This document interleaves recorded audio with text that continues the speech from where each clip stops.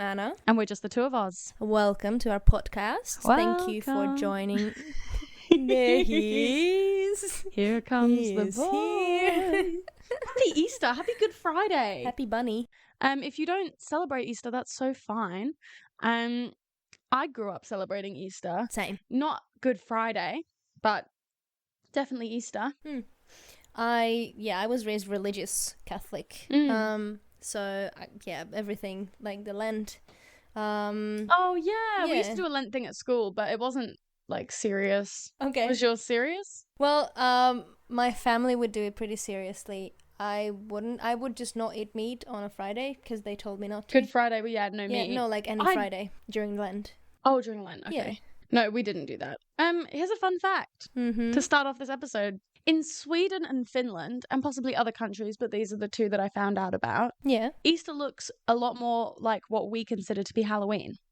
What? So, on Easter Sunday, sometimes Good Friday, the kids dress up as like little witches and they wear like colourful scarves and decorative outfits. And they go door to door and they exchange Easter drawings and Easter art creations for sweets and lollies. So it's a bit like trick-or-treating, but you exchange Easter gifts for sweets and candies and things. That's so cool. Yeah, what a cute tradition. Yeah, do they still do Halloween? I don't know. I didn't do much research. Oh. But there's your fun fact. That was fun. Thank you very much. My experience of Easter in Australia has been, I'm going to say, a wild ride. Why? Well, I never did Good Friday. I never even knew about Good Friday. Like, I knew it was a holiday, but I didn't know that you don't eat meat on Good Friday.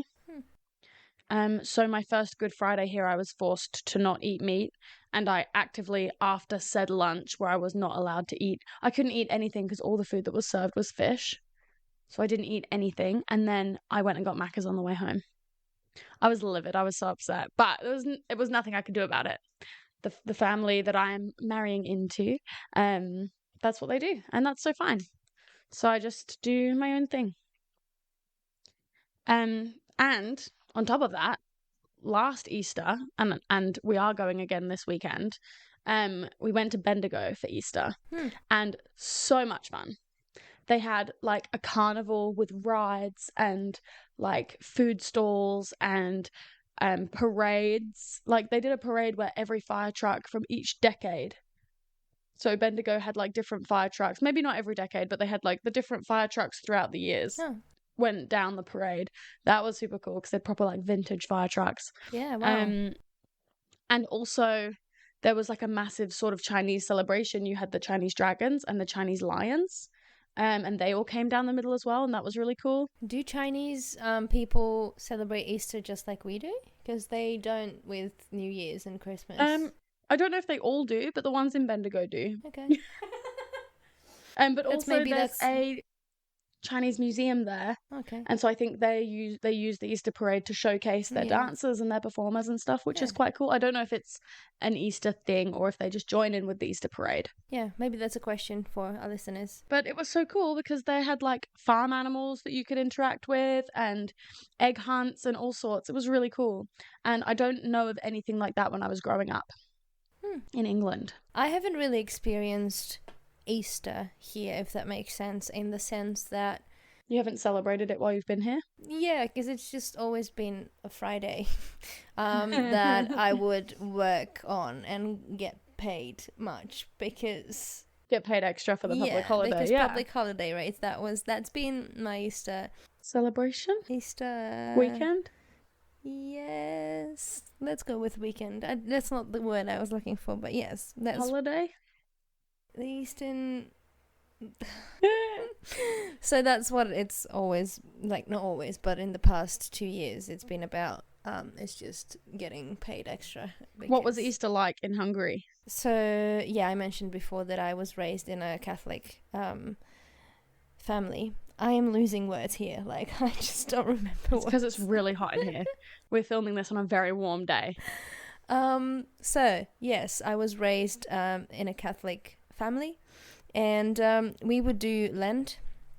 So we just wouldn't eat meat on a Friday, and I don't really remember if it goes like hardcore and then you don't eat meat at all during Good Friday, Saturday, Sunday. I'm not too sure, but I think some people do that. Mm-hmm. Like, for that, just good weekend. And Easter, Sunday and Monday, you just don't eat meat. But then on Monday, you do, because that's like a whole like feast, an Easter Monday feast with ham and stuff. Yeah. I think. And eggs, but like not together, like in a sunny side up ham and eggs. No, it's just ham, like a big batch of ham, and then eggs. Like hot cooked ham? Yeah. Yeah. And would you do like egg hunts and stuff? Yes. Yeah.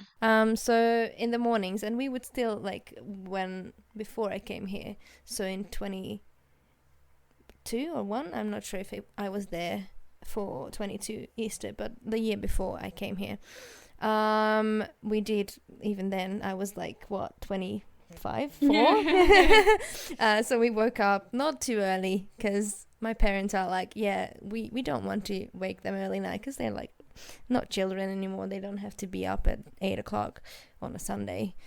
I think it was on a Sunday or a Monday day. I'm not too sure. And so we would go out in the garden. We have a huge garden. My family and the house has a huge garden. And my 3 brothers and I would go out, and my parents would leave chocolate eggs all around the garden. Oh. Yeah, like so much. It's not just eggs, just chocolate, which is such a cool thing to do, I think, for your children. So, yeah, for your 24-year-old daughter. So we would just go out and race. The race got less and less intense as we grew up, but it used to get pretty intense, and whoever finds the chocolate, they will keep it and will only trade if you have something better. Yeah. Yeah. So we used to do that. That's so fun. Yeah. And then we have crazy Easter traditions here as well. I mean, in Hungary. The craziest one is the water bucket. Have I told you about the water bucket? So during Easter, I don't know where it's coming from. It's always been like this. So you know how girls are like flowers, and men are not allowed to let them die. And what do you call them when they start dying? It's like wither. Thank you. So you're supposed to not let a lady wither. So you have to water them. So it kind of settled down a little bit, this tradition, and people do it with perfumes or like a little bottle of like spray water, and then do it. But it used to be, and some people like in the town and countryside areas, people still do it with like buckets of water. They just go up to the women and just like pour a cold bucket of water over them, and they're like, Happy Easter. This sounds like just a straight up man created excuse to abuse women. It probably is.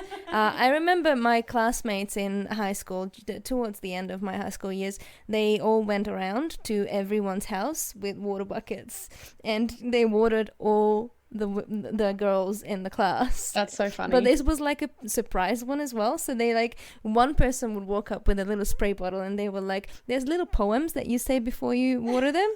Yeah, like a little like 4 lines of rhymes. And then he said that, and I was like, yeah, sure. And then someone just ran at me with a water bucket, and it just like, I'm suddenly covered in cold water. Thank you. Oh my gosh, that's a crazy tradition. Yeah. We didn't have anything like that in England. My mum would always do an egg hunt, but you wouldn't hunt for eggs, you'd hunt for clues on egg-shaped paper. Oh, okay. And they'd be little cryptic clues.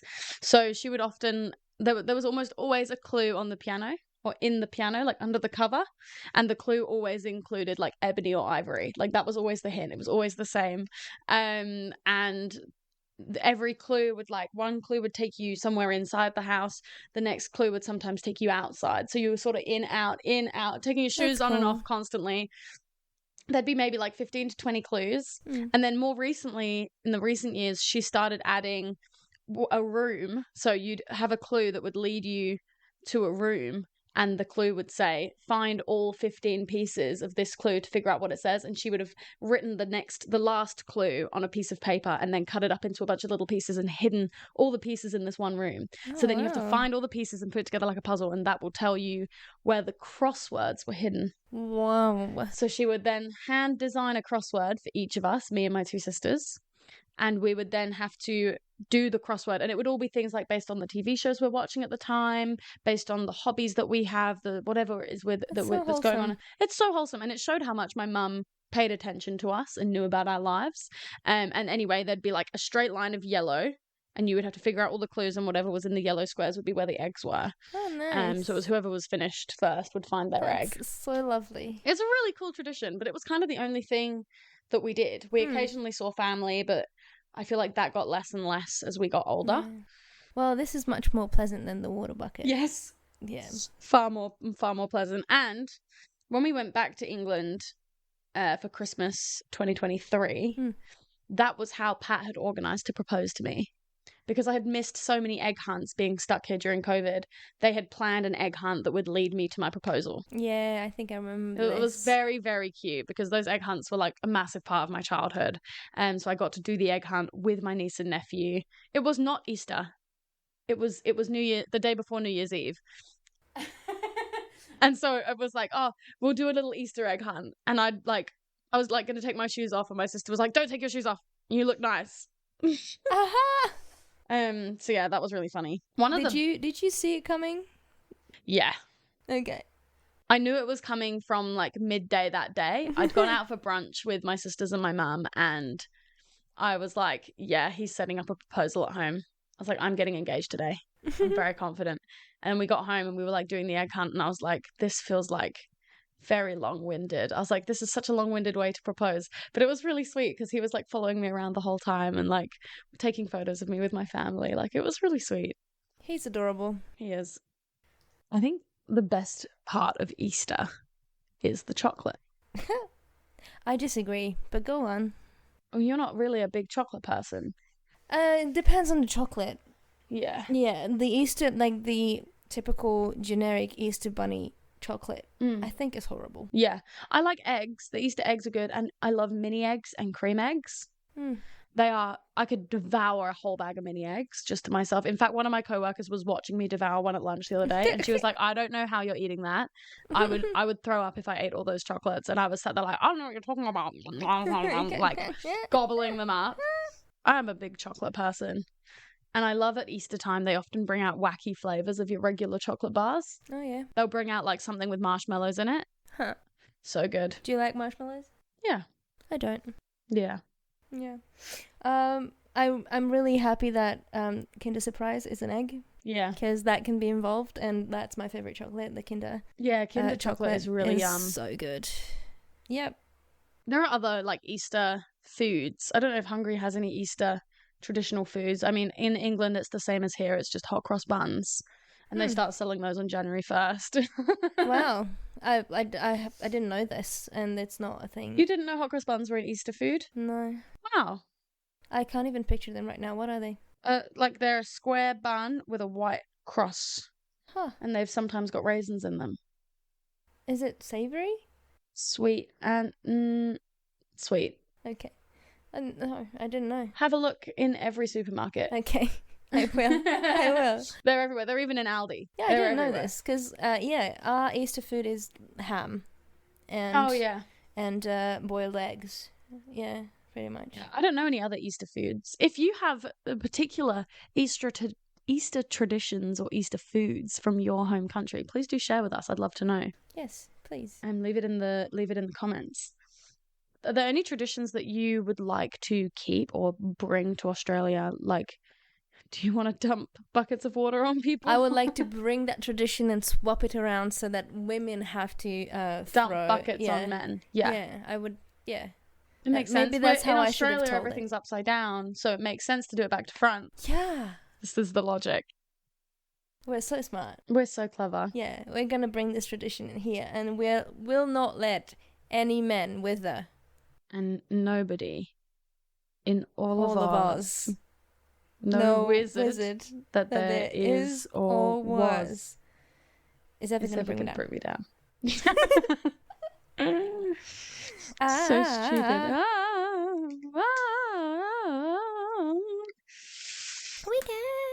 Wicked. Okay, I would like, and I have done egg hunts for Pat. So his he did an egg hunt for me once, how he used to as kids, and that was these little plastic eggs that you just hide around and you just collect as many as you can against the clock. Yeah.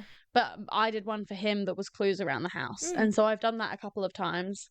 Don't know if I'll do one this year, because last year we were in Bendigo and this year we're going to be in Bendigo. So maybe I'll do one on Monday when we come back.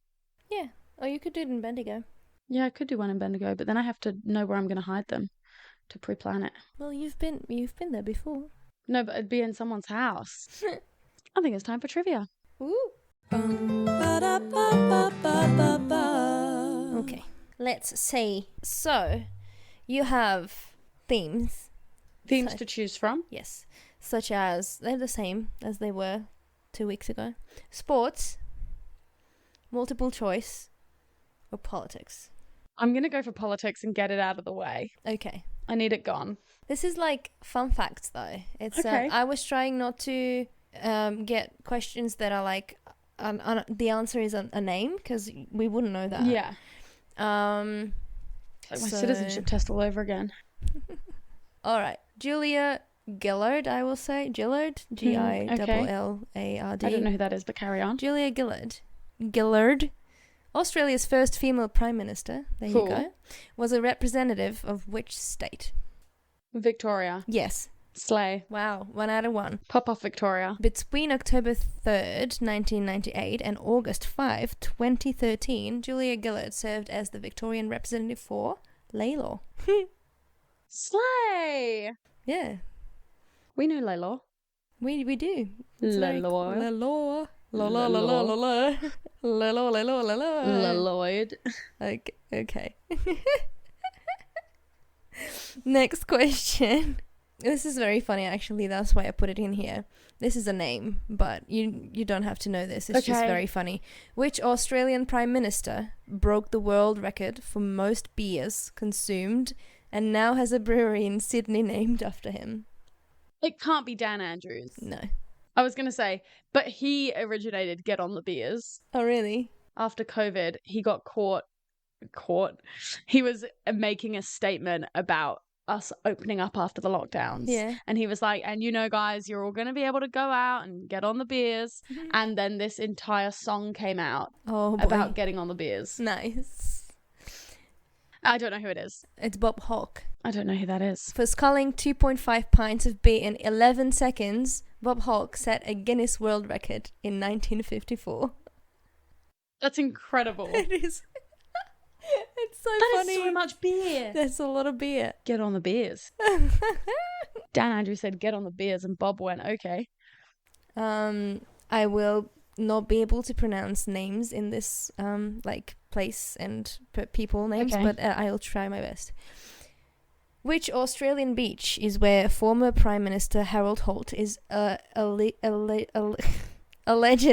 to have vanished from? He's known as the Somerset Man.